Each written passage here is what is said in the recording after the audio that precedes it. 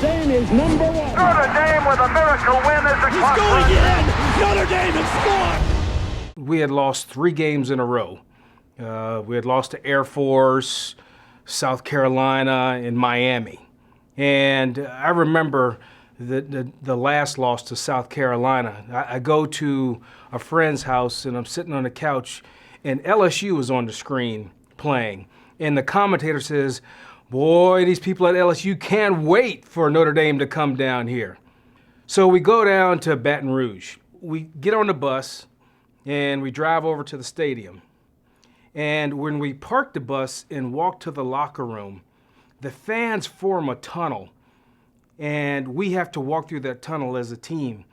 And as we're walking through that tunnel, the fans are just chanting, Tiger bait, Tiger bait, Tiger bait. As the buses pulled up to the stadium, there's dorms there. People are hanging out of the dorms, and there were tons of people there, kind of making a gauntlet for us to walk through, you know, and their chant was, of course, Tiger bait, you know, Tiger bait, just chanting us as we're walking by.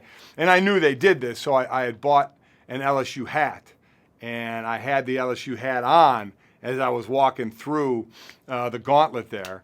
And you know, everybody's kind of, you know, the fans are kind of mocking me and yelling at me, and they're yelling Tiger bait, and I just stopped.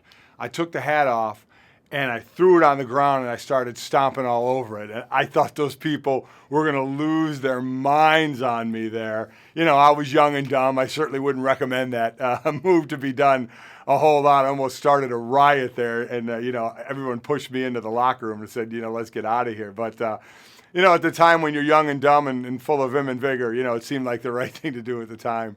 There was only one guy who was familiar with that chant, and that was my running back coach, Mal Moore. He was sitting inside the locker room waiting for us, and he had the biggest smile on his face because he knew that would get us jacked up and ready to play. Well, after going through pregame warm-ups, you could just feel the fervor in that locker room. And subsequently, we came out and we put it on LSU. They were number 6 in the country, undefeated.